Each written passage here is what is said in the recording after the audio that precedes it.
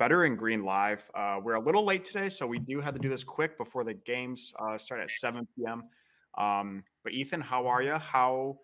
I know we had what crap load of college basketball games. It was actually kind of relieving today to not have to worry about that. I got absolutely wrecked this weekend. Morale is pretty low, so yeah, don't feel great about college basketball. So I'm gonna have to change my approach come Thursday. But how are you? How was March Madness? And yeah, how was your weekend? Yeah. Well, first of all, apologies.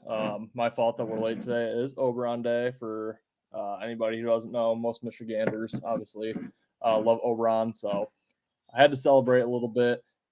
Took way longer than I expected, so apologies for being late.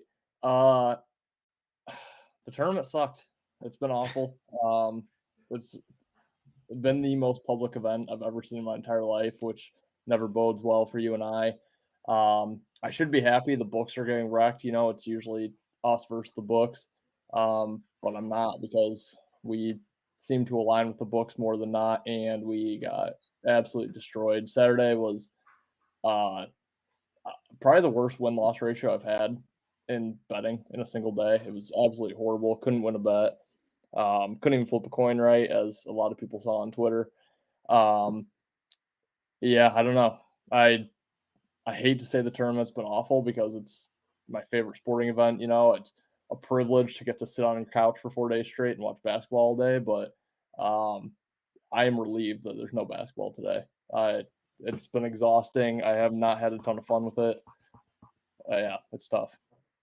Yeah, I'm doing the underdog strategy, and day one and day two we're doing pretty decent. I think I got up to like 14 units after the first 2 days, and then one underdog has won since. It's 1 for 15, absolutely trash. And again, I think the spreads for the favorites are pretty close to almost hitting. So it's just been a really crappy last 2 days in the tournament, in my opinion. So.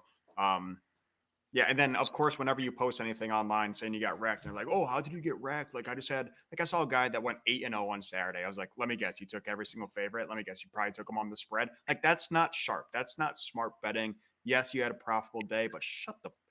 I don't know. I was getting really pissed off, and they're like, "Oh, yeah, you had a losing day." Like I'm seeing everyone say that they're sharp and it happened. Like no, you are a square, and you got lucky, and I've never seen that happen before. I've never seen public win more bets in a row in a single day in my entire life. Again, Saturday, 8-0 to the favorites. And again, I'm pretty sure they went like 7-1 or 6-2 covering this. I've never seen that before in my life. The books got absolutely slaughtered. Um, they did have Kentucky lose early, which was good for the books, but I mean, the books got murdered. So they have some pretty big liabilities. Obviously, UConn looks like an unstoppable force. You have Houston, who's a pretty public team. North Carolina is an extremely public team. So at this rate, I just don't even know. I don't even know what to guess. I'm going to continue the underdog strategy. We'll see what happens. But yeah, I'm excited to talk sports other than college basketball, which brings us into today's slip. And I'm going to send it to you again. Game starting in about 18 minutes. Some of these, so we're going to have to do this quick. I'm going to send it to you for your first play today. Yeah. Just really quick back to the tournament here. This is a post from Bleacher Report Betting. I guess it was a post from a sports book. Higher up. It says Saturday was like a right hook for Mike Tyson in his prime. It was a tremendous day for the customers. Everything they bet went their way. All the parlays cashed. So, Yeah. yeah, I mean, it's books got absolutely destroyed. Um, yeah, it was tough. I know even yesterday, uh, public wasn't right on all the games, but the most public bets were San Diego State and UConn. So they still won their two most public plays of the day. Yeah, books have to be down worse than we are, which is tough to even imagine. Um, and I'm so cold. I went 0 for 7 in the NBA this past week. Well, I did win one play, but I tailed the guy. So it wasn't even really my original play. Um, I went 0-1 in the NHL. So I actually have all three plays for this upcoming college basketball Sweet 16. So I'll actually throw it back over to you for your first play since you're a little bit more time sensitive than Okay. I am. Yeah, I'll get your first play first. Yeah, I'm going to start in the NHL. And again, I'm pretty cold at the moment. I am running on fumes. So I have two legacy bets, but obviously I have three plays. My first bet's in the NHL, and I call these legacy bets because I got pretty drunk on Friday and I went down and just kept increasing my unit size, and I kept calling them legacy plays, and they went like 3-0 on Friday. So legacy plays are doing okay. Anyways, I'm taking the Los Angeles Kings tonight on the money line. They are plus 110. They are at Vancouver. Only reason I'm betting this is because Vancouver, I was seeing it was getting like 70+% of the money. I went over to a couple guys that I tail in the NHL on Twitter and on Action. Everyone was on the Kings. That is a better that I trust. So no, they are not public. But again, public will probably win. But 70% of the public is on Vancouver. I'm taking the Kings because like four guys that I follow pretty closely in the NHL are on the Kings as well. So I'll take them as an underdog, plus 110. Yeah, I know I've been introduced to a very sharp bettor who was on the under in that game, which would only lead me to the Kings. I think if it's low scoring, Kings win. If it's high scoring, Vancouver probably wins in a shootout. So yeah, I like that play, especially at plus odds. I'm going to go to a game you and I talked about. It's disgusting. It's gross. It's Sweet 16, as I mentioned. It's San Diego State plus 11. Sit on it. Wait until an hour before tip off to place this bet. UConn's going to get all the money.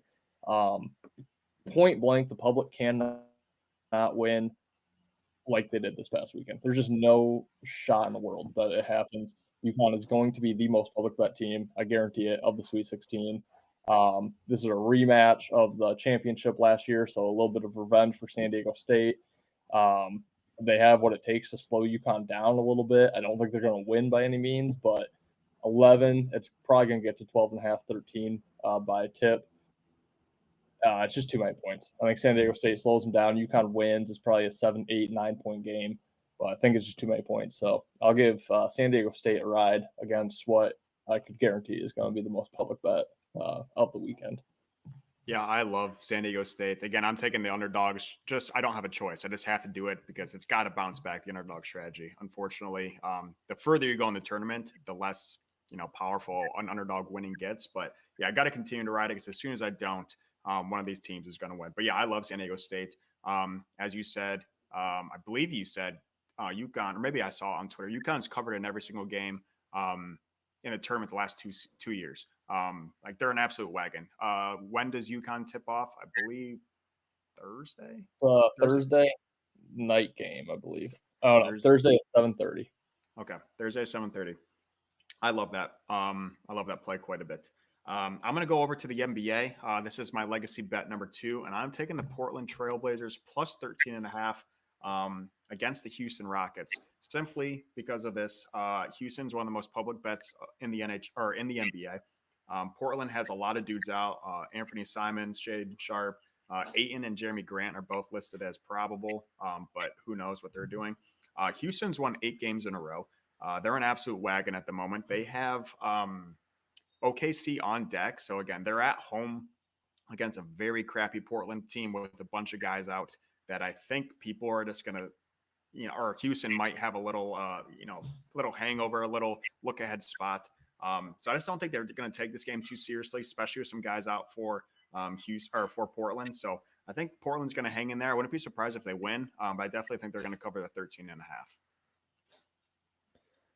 Yeah, first of all, I apologize to anyone who came here for plays tonight, but I would just be doing anyone a disservice giving out NBA or NHL plays because I've literally been that cold. But yeah, I'll go back to the tournament for my second play. I'm going to take Duke plus 4 against Houston. Houston was just tested, got a big win. I don't love the fact that they had to come back and win that in overtime in the fashion that they did with 4 guys fouling out.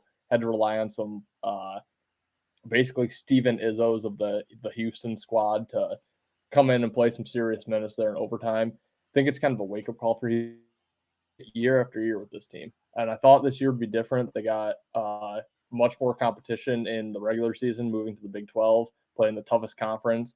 I have them winning my bracket. Really was high on Houston.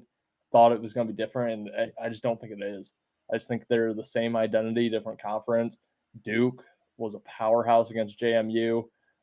They have all the metrics of the championship team. They're like one of the 6. Houston is too, but I don't know. I think Duke is just more of a powerhouse. I think Houston can easily